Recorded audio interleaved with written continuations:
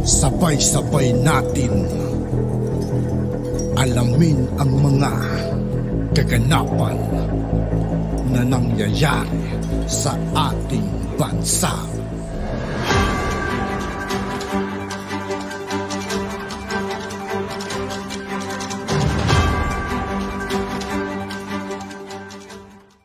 Yo, what's up mga kaibigan? This is I2K po again. Ngayon nandito ulit tayo sa channel ni News PH. Dito ulit tayo magbibigay ng comment at reaksyon. Kaya samahan nyo ako guys. Let's go! Pastor Apollo Quiboloy. Sabi po rito sa balita sa Sunstar, DOJ orders filing of charges versus Quiboloy. Hindi po ba ito ang hamon ni Pastor Quiboloy na siya ay sampahan ng kaso sa korte at haharapin niya? So ito na po. Charges of qualified human trafficking and child abuse will be filed against Kingdom of Jesus Christ leader Pastor Apollo Quiboloy. Justice Secretary Jesus Crispin Remulla said Monday, March 4, 2024. In a press conference, Remulla said the Department of Justice has directed the Davao City Office of the Prosecutor to file the charges against Quiboloy for violation of Republic Act 7610 or the Anti-Child Abuse. Remulla said charges against Quiboloy for qualified human trafficking will be filed before the Pasig City Court.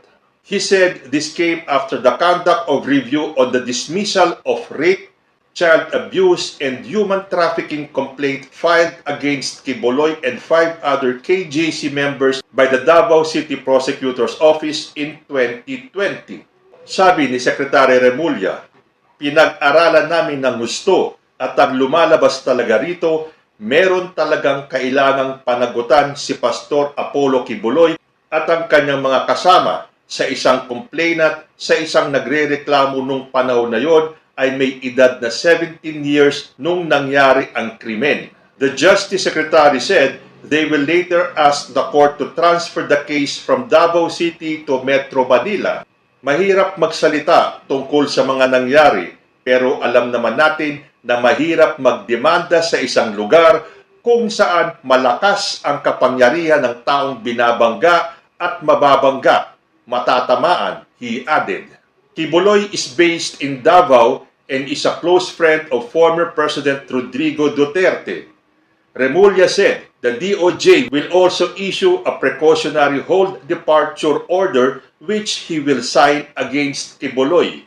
Remulla said they are confident that Quiboloy is still in the Philippines. So sa wakas, itong hamon ni Pastor Quiboloy ay pinatulan na po ni DOJ Secretary Crispin Remulla. So hihintayin po natin na ma-file itong kasong ito para maharap naman ito ni Pastor Quiboloy. At doon patunayan niya kung talagang malinis ang kanyang pagkatao. Pero bukas po, March 5, masisilayan na kaya si Pastor Quiboloy sa Senate hearing? Dahil kung hindi po siya sisipot bukas, siya po ay isa-cite in contempt ni Risa Hontiveros at mapipilitan na ipaaresto. Kanina po may mga taong nagpulong-pulong sa Liwasang Bonifacio sa Ermita, Manila para ipakita ang suporta kay Pastor Quiboloy. Sabi po dito sa Manila Bulletin, hundreds of people gathered at Liwasang Bonifacio in Ermita, Manila on Monday, March 4 to call for justice for Pastor Apollo Quiboloy. Manila Police District said the crowd has reached 800 as of 3 p.m. Yan pong photo na yan galing sa Manila Police District. So sa tingin nyo, may 800 nga ba yan or sosobra pa? Pero naglabas naman ng SMNI. Sabi po dito sa SMNI News, higit 50,000 taga-suporta ni Pastor Apollo C. Quiboloy ang nakiisa sa katatapos lamang nakakisang prayer rally na ginanap sa Liwasang Bonifacio sa Maynila nitong hapon ng Lunes, March 4, 2024. So ito pong si Risa Hontiveros ay ipinakontempt na si Quiboloy. Sabi po dito sa balita, hulihin na Apollo Quiboloy, ipinaaresto ng Senate Committee dahil sa contempt. Inirekomenda na ng Senate Committee on Women, children, family relations, and gender equality na ipaaresto ang religious leader na si Apollo Quiboloy dahil sa patuloy na pag-isnab sa mga pagdinig kaugnay ng reklamong pang-aabuso sa miyembro. Ito ang binasa ni Committee Chair Senator Risa Hontiveros sa kanyang opening statement ngayong Martes sa pag-asang makunan siya ng testimonya. Pursuant to Section 18 of the Rules of the Senate, as chair of the committee, with the concurrence of one member here with me, I cite in contempt Apollo Carion Quiboloy for his refusal to be sworn or to testify before this investigation, wika pa ni Hontiveros. This committee requests the Senate President Juan Miguel Zubiri to order his arrest so that he may be brought to testify. Pero hanggang ngayon po ay nagtatago pa rin si Pastor Quiboloy. Ayon sa ipinadalang liham ng abogado ni Quiboloy sa tanggapan ni Hontiveros, tumatangging humarap sa pagdinig ang pastor dahil paglabag daw ito sa kanyang constitutional right laban sa self-incrimination. Dagdag pa niya, idiniklara na raw siyang guilty agad, kinakailangang presumed innocent muna.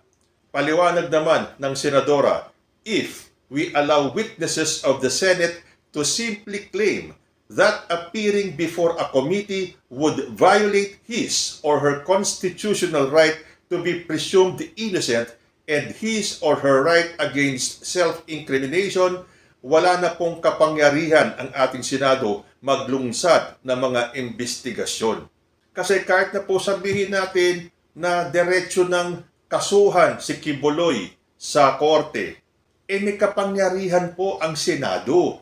At tulad nga ng sinabi ko kanina, this is not the first time na nagpatawag ang Senado ng mga personalidad para sa Senate hearing. So what makes Quiboloy special? Bakit yung mga dating umattend dyan sa mga Senate hearing, hindi naman nila sinasabi na mabaviolate yung kanilang mga constitutional rights or yung kanilang right against self-incrimination? Marami na pong mga personalidad, mga government officials, mga simpleng tao, mga dekalibreng tao na humarap na po sa Senado. So, ano ang kinatatakot ni Apollo Quiboloy?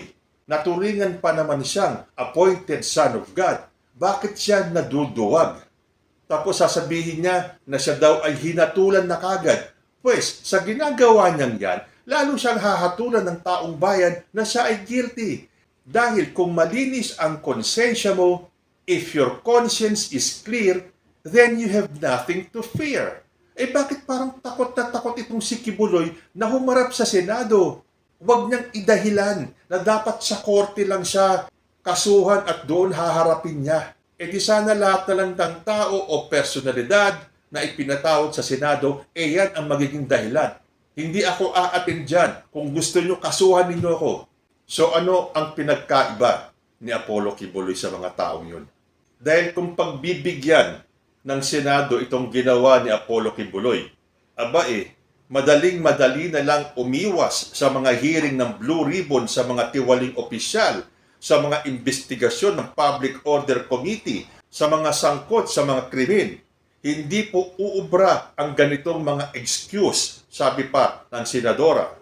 So kung hindi sumipot ngayong araw na to si Quiboloy sa Senate hearing, malamang hindi rin po yan sisipot sa hearing sa Kamara.